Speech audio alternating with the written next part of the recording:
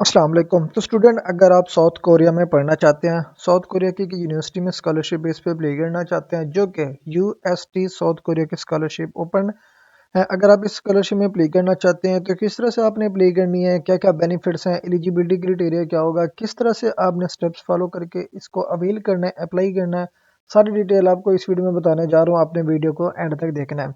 First of student, इसका link आपको description में मिल जाएगा, जिसको सिंपली क्लिक करेंगे तो कुछ इस तरह से इंटरफेस इसकी वेबसाइट को ओपन हो जाएगा, जैसे कि अभी आप सबको स्क्रीन पे दिख रहा है। तो जी, अगर आप इसमें प्ले करना चाहते हैं, इसमें आप मास्टर के लिए भी प्ले कर सकते हैं, पीएचडी के लिए भी प्ले कर सकते हैं, या अगर आप बैचलर के बाद डायरेक्ट पीएचडी के लिए प्ले करना चाहते हैं तो पीएचडी के लिए भी अप्लाई कर सकते हैं। ठीक है जी। अब अगर आप इसमें प्ले करना चाहते हैं, इसमें आपको बेनिफिट्स क्या मिलेगा अगर आप इसमें प्ले करेंगे।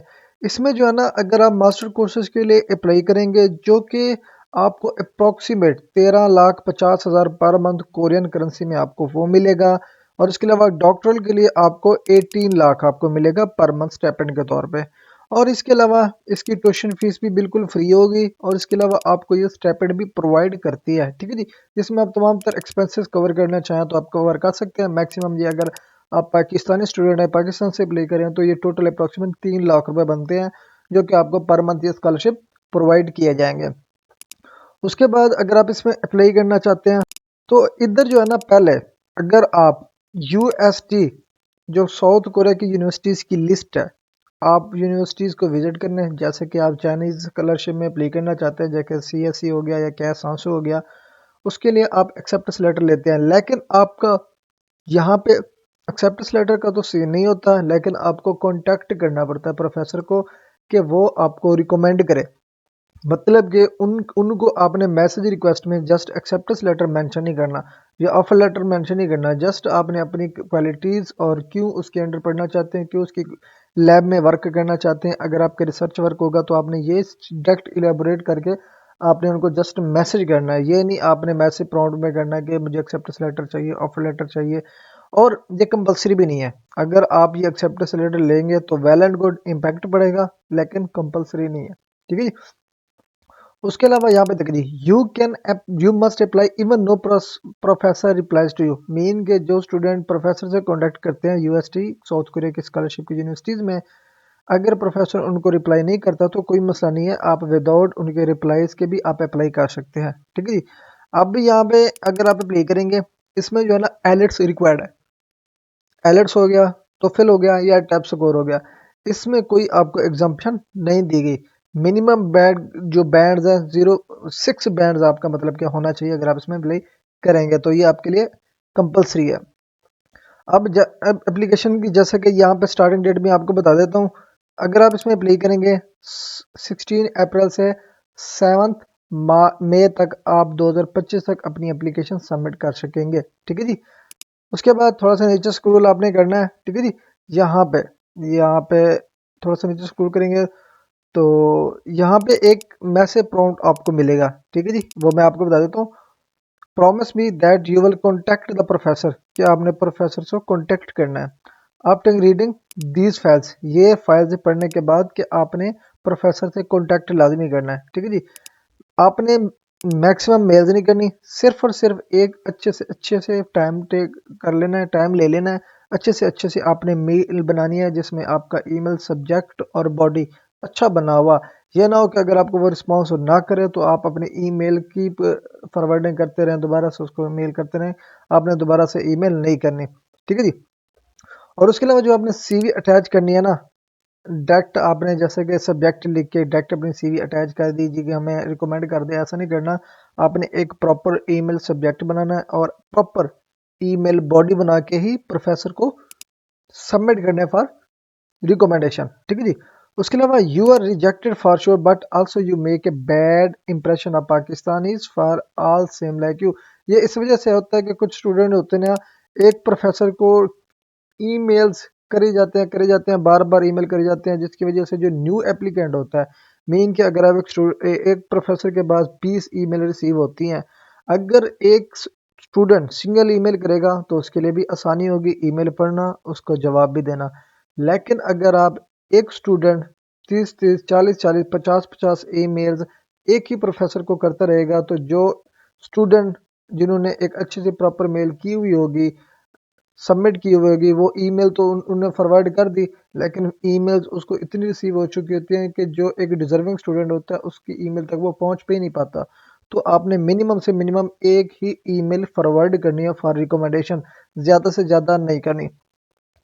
उसके बाद इसमें अगर आप अप्लाई करेंगे, ठीक है जी, आपने क्या करना है, क्या आपने चीज़ें मेंशन करनी है, एक अच्छा ईमेल बनाना है, ठीक है जी। उसमें जो आप चीज़ें आपने चीज़ें मेंशन करनी है ना, कि वो ये कि how you can be useful to his lab, sorry, क्या आपने उसकी लैब में किस तरह से आप मुफीद रहेंगे, और आपकी सीवी में जो रिसर्च है वो आपने उसको इलेबरेट करना है। उसके बाद आपने फिर आपको वेट करना है पॉजिटिव रिस्पांस का, कि प्रोफेसर जब आपका ये रीड आउट करेगा आपको पॉजिटिव रिस्पांस देगा। अगर आपको पॉजिटिव रिस्पांस मिल जाता है तो समझ के आपकी रिकमेंडेशन प्रोफेसर ने कर दी।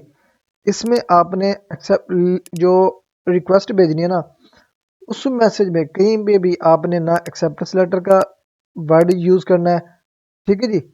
जैसे कि ये चाइना स्कॉलरशिप में यूज होता है, इसको आपने बिल्कुल भी यूज़ नहीं करना, ठीक है जी। कोरिया का जो प्रोफेसर होता है, जस्ट उनका जो पॉजिटिव रिप्लाई होता है वही आपका एक्सेप्टेंस होता है, ठीक है जी, ये आपने माइंड में रखना है।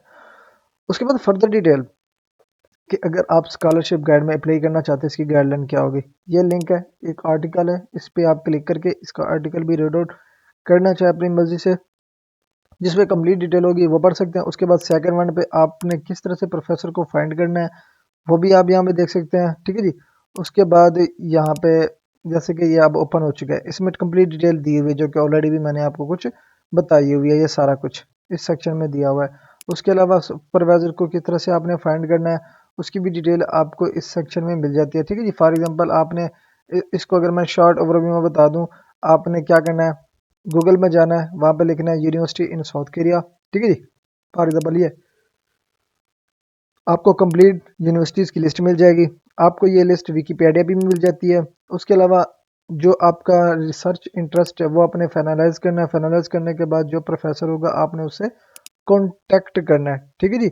अब ये कॉन्टैक्ट इंटरेस्ट किस तरह होंगे, आपने गूगल ओपन करना है, google.com, और आपने अपना रिसर्च इंटरेस्ट टाइप करना है, ठीक है जी, उस यूनिवर्सिटी के नेम के साथ जिस यूनिवर्सिटी में आप अप्लाई करना चाहते हैं, जिस यूनिवर्सिटी को आपने ऑलरेडी फाइंड कर लिया है, जहाँ पे आपका रिसर्च इंटरेस्ट ऑलरेडी वहाँ पे है पड़ा, और आपने प्रोफेसर भी टारगेट कर लिया है या आपने यूनिवर्सिटी भी टारगेट कर लिया है, तो ये आपने टाइप करना है। वहाँ पे आपको तमाम तरह प्रोफेसर के जो डिपार्टमेंट होगा, प्रोफेसर के लिंक्स होंगे या उसके पब्लिश पेपर्स के लिंक होंगे, और यूनिवर्सिटी की पब्लिश्ड कोई डॉक्यूमेंट्स हैं या आर्टिकल्स हैं या रिसर्च वर्क है, उसकी डिटेल आपको यहाँ पे कम्प्लीटली मिल जाएगी, ठीक है जी। यहाँ पे लिंक है, ये लिंक इस वेबसाइट पे मैंने दिए हुए हैं, जहाँ से क्लिक करके आप कंप्लीट डिटेल पढ़ के आपने अपने स्पेसिफिक प्रोफेसर को टारगेट करना है।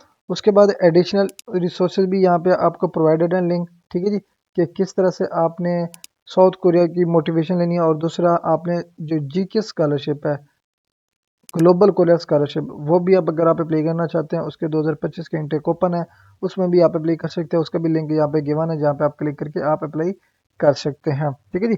तो ये है यूएसटी ग्लोबल कोरिया स्कॉलरशिप। अगर आप इस यूनिवर्सिटी में अप्लाई करना चाहते हैं आप अप्लाई कर सकते हैं। और यूनिवर्सिटी कौन सी है, यहाँ पे आप टाइप करें USC, you UST South Korea scholarship 2025। यहाँ पे ये प्राइवेट वेबसाइट्स हैं, इनको भी विजिट करना चाहें तो विजिट कर सकते हैं, यहाँ पे भी इंफॉर्मेशन आपको मिल जाती है।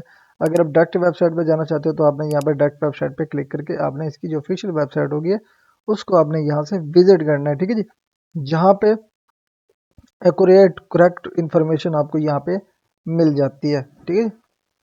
अब ये जो है ना इनकी ऑफिशियल वेबसाइट है, जहाँ पे आप कंप्लीट डिटेल भी देखना चाहते हैं तो देख सकते हैं। उसके अलावा अगर आप इसमें प्ले करना चाहते हैं ना, यूएसटी में टोटल जो है ना 30 डिफरेंट इदारे होते हैं, ठीक है जी, लिस्टेड है। और हर इदारे का जो रिसर्च वर्क होता है या एरिया ऑफ रिसर्च हो गया, फॉर एग्जांपल इंजीनियरिंग डिपार्टमेंट है या साइंस सब्जेक्टेड है, वेदर वो मास्टर डिग्री प्रोग्राम है या पीएचडी प्रोग्राम है, या आपने MS leading to PhD degree programme के लिए अप्लाई करना है, तो हर डिपार्टमेंट के एरिया ऑफ रिसर्च मुख्तलिफ होंगे, ठीक है जी। 30 इंस्टीट्यूट्स या इदारे या यूनिवर्सिटीज़ इसमें लिस्टेड हैं जो कि आपने अप्लाई करनी है। उसके अलावा क्या करना है, फिर आपने अपना प्रोफेसर फाइंड करना है, जिसमें आपने कॉन्टैक्ट करना है, जिसको आपने कॉन्टैक्ट करना है फॉर रिकमेंडेशन। और इसके अलावा सेम यही प्रोसीजर आप डायरेक्ट पीएचडी के लिए भी आप अप्लाई कर सकते हैं, ठीक है जी। अब यहाँ पे देखिए जी, also there also here the stipend is paid by the university not by the professor. अब ये जो स्टाइपेंड होता है आपको यूनिवर्सिटी प्रोवाइड करती है, प्रोफेसर प्रोवाइड नहीं करते। ये आपने माइंड में रखना है, ठीक है जी। तो अगर आप इसको अप्लाई करना चाहते हैं, आप अपने प्रोफेसर्स को कांटेक्ट करना स्टार्ट कर दें, ताकि जब इसकी एप्लीकेशन स्टार्ट हो, 16 अप्रैल से इसकी एप्लीकेशन स्टार्ट होगी 2025 को, ताकि जब इसकी एप्लीकेशन स्टार्ट हो उससे पहले आपके पास लेटर हो और आपके एप्लीकेशन के सक्सेस होने के ज़्यादा चांसेस हो। तो अगर आपको ये वीडियो अच्छी लगी हो, चैनल को सब्सक्राइब और वीडियो को लाइक कर दीजिएगा।